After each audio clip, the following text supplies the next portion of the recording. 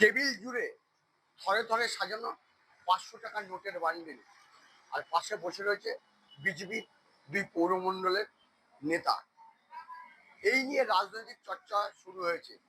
উত্তর 24 পরগনার বাদুড়িয়া পালাবদল হওয়ার পরেও কিন্তু চর্চায় রয়েছে, এখনো প্রভাব কমেনি তৃণমূল কংগ্রেসের।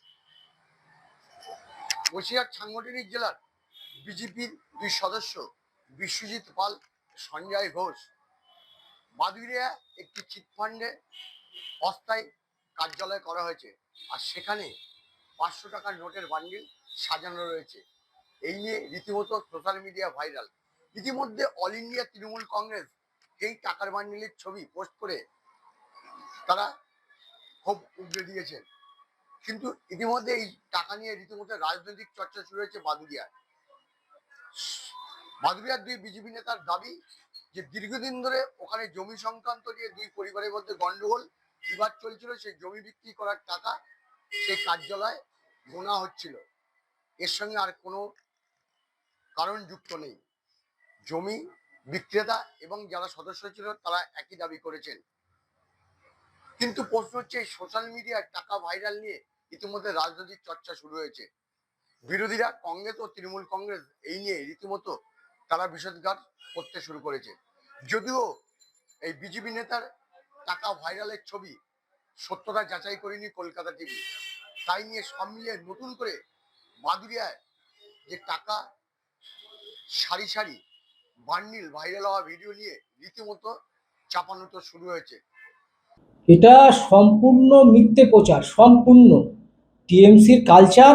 মানুষকে বদনাম করা, ওরা বদনাম করবে। এটা একটা জমিকে কেন্দ্র করে নিয়ে ঝামেলা, দীর্ঘদিনের একটা ঝামেলা চলছিল, সেটা যদুরাটিতে। ওনারা আমাদের সরকার আসার পরে আমাদের কাছে অ্যাপ্লাই করে যে আমাদের এই ঝামেলাটা যেন দ্রুত মিটিয়ে দিলে আমরা বাধিত থাকিব আপনাদের কাছে।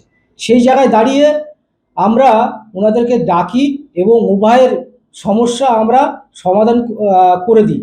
সেই জায়গায় দাঁড়িয়ে ওনাদের লেনদেনও হয়, জমি কেনাবেচা হয়েছিল, লেনদেন হয়েছিল ওনাদের সাথে। যেদিন লেনদেন হয়, আমার এই যে ঘর আছে এই ঘরেতেই লেনদেন হয়েছিল, এবং এই ঘরে ওনাদের সাথে 2 পক্ষেরই 8 থেকে 10-15 জন লোক ছিল, এবং আমাদের পার্টির বিভিন্ন রকমের কার্যকর্তা। এখন তো জানেন শাসক দল মানে সবসময় পার্টি অফিসে লোকজন ভর্তি থাকবেই। সেই জায়গায় দাঁড়িয়ে সবাই ছিলেন। তাদের মাধ্যমে আমি স্বচ্ছতা বজায় রাখার জন্য আমি নিজে বিশ্বজিৎ পাল আমি বলেছিলাম যে কিছু লোক আপনারা ভিডিও করে রাখুন, যে আগামী দিন যেন না বলতে পারে যে এই টাকা এখানে লেনদেন হয়নি। সেই জন্য ভিডিও করা হয়েছিল। 5 থেকে 7 জন এই ভিডিওটা করেছিল।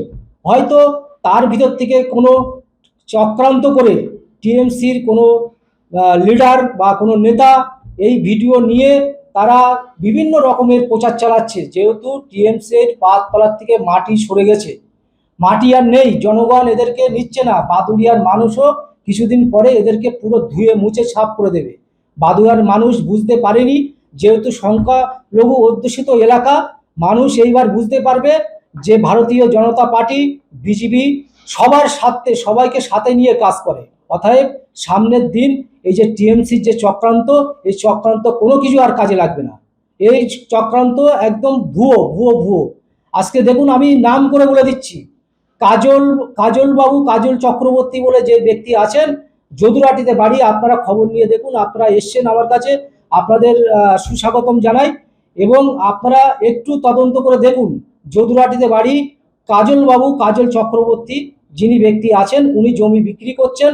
এবং যিনি আছেন আলমগীর মণ্ডল, উনি জমিটা কিনছেন।